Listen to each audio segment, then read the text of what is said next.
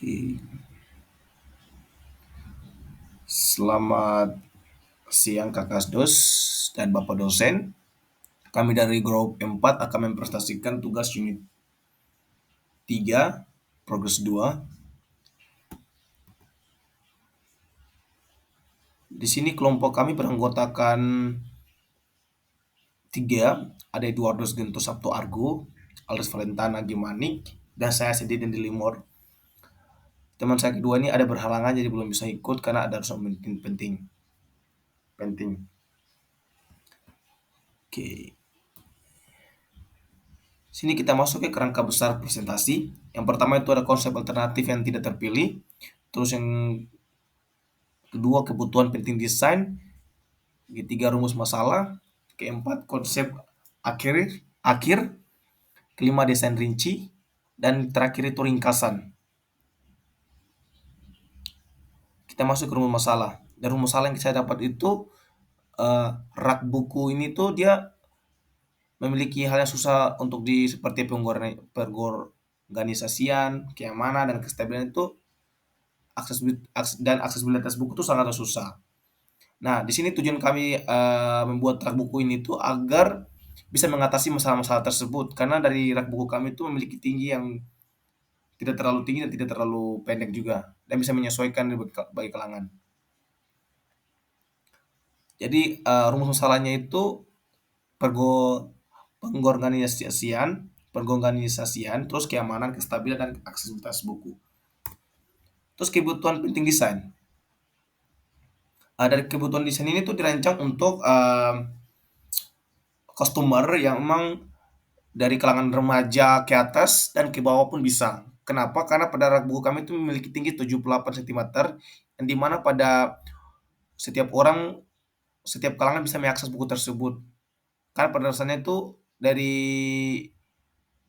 sekat-sekatnya itu luas dan boleh diambil dari mana saja, dan dari sisi kiri atau sisi kanan pun bisa, dari sisi atas pun bisa karena dia tidak tertutup melainkan terbuka gitu.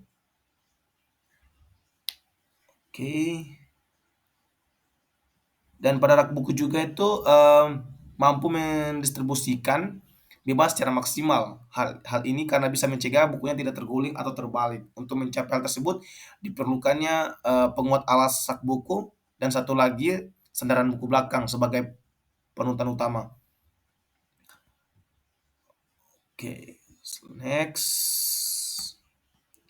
Di sini ada dua alternatif yang tidak terpilih. Yang pertama itu alternatif 4 dan yang kedua itu alternatif 5. Kenapa tidak terpilih? Pertama karena dari bentuk estetikanya itu tidak memenuhi kriteria dan berat produknya itu sangat ringan dan memungkinkan tidak kuat untuk menahan buku.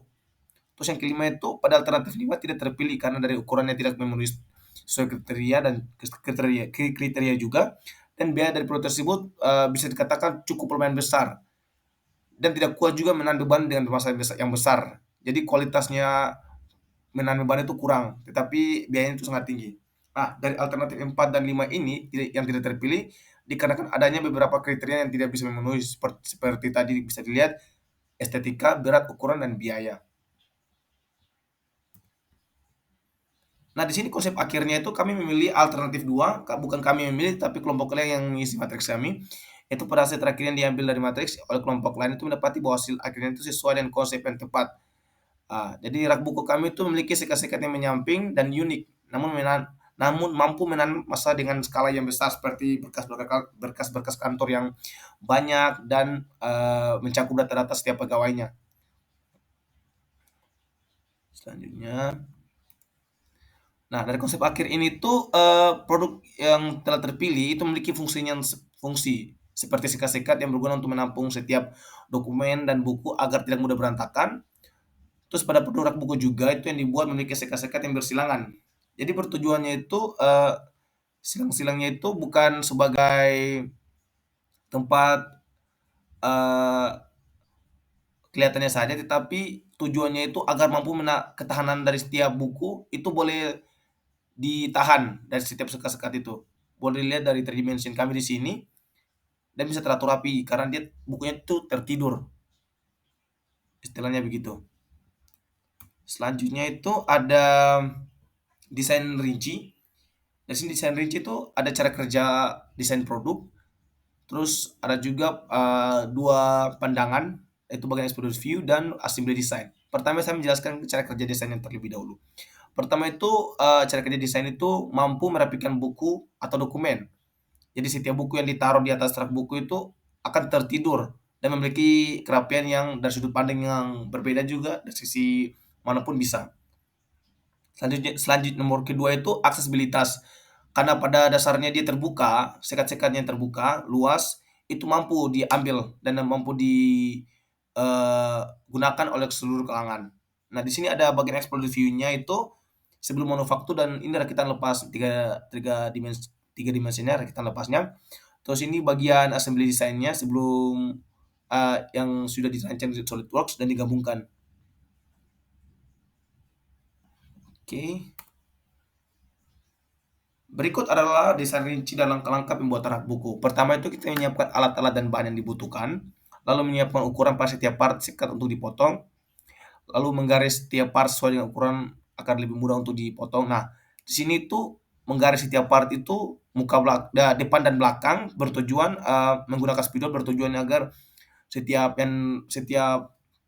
part yang dipotong itu memiliki bentuk yang lurus dan tidak bengkok. Selanjutnya itu memotong part menggunakan gergaji besi. Kenapa kami tidak menggunakan gergaji kayu? Yang pertama karena gergaji kami memiliki mata yang besar dan bisa merusak material kami. Karena material kami bisa dikatakan kuat, namun nanti kalau yang menggunakan gergaji kayu matanya sangat besar dan memungkinkan tidak halus bagian ujungnya. Nah, kami menggunakan gergaji besi karena matanya itu halus dan bis dan bentuk dan material itu bisa terjaga dan tidak rusak begitu. Selanjutnya itu pengamplasan dari setiap part yang sudah dipotong itu diamplas ujung-ujungnya agar memiliki desain yang halus dan bisa dipasang dengan mudah. Yang terakhir itu menggabungkan part menggunakan lem, baut, dan paut.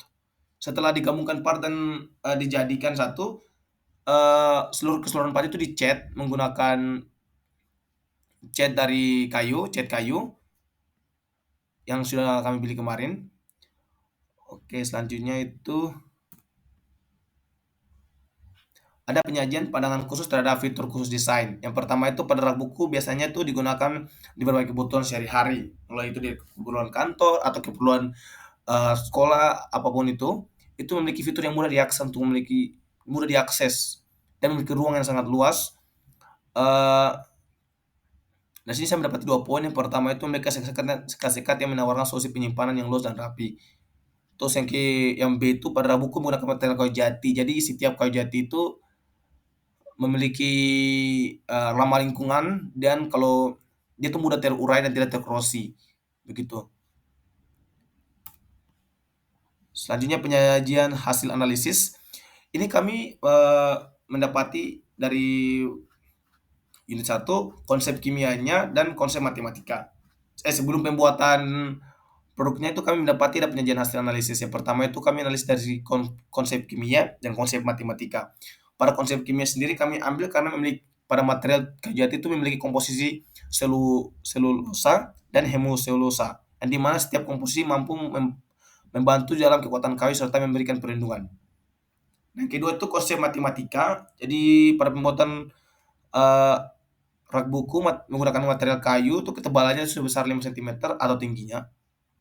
Ini secara keseluruhan itu ketebalannya 15 cm, lalu lebarnya itu 20 cm, panjangnya 40 cm. Nah, ini juga secara keseluruhan saya ambil secara umum, namun tidak untuk part-part tertentu. Oke.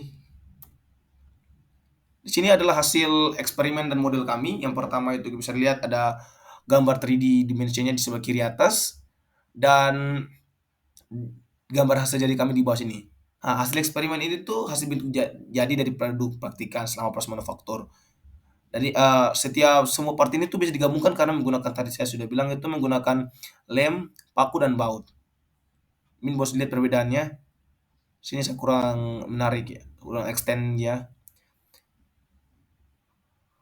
Oke, next. Sini ada ringkasan, ada 2 poin yang saya ambil. Yang pertama itu kelebihan desain dan kuantifikasi sasaran performansi.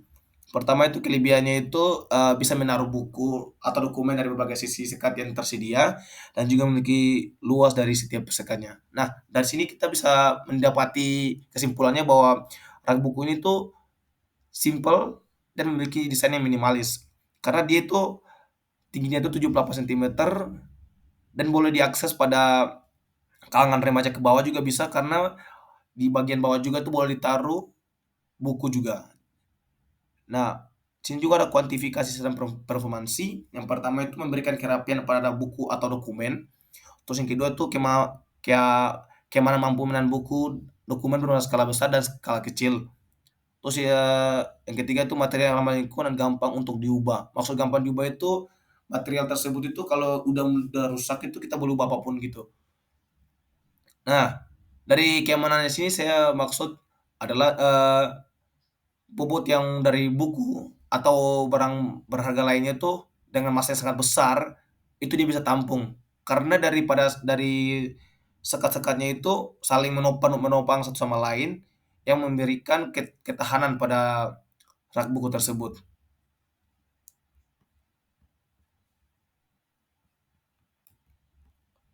Sekian presentasi dari saya. Kurang dan lebihnya mohon maaf jika ada kekurangan PPT atau kesalahan kata-kata dan pengetikan saya mohon maaf sama sekali. Terus, saya juga meminta maaf jika ada kata-kata yang menyinggung atau tidak senonoh, saya minta maaf.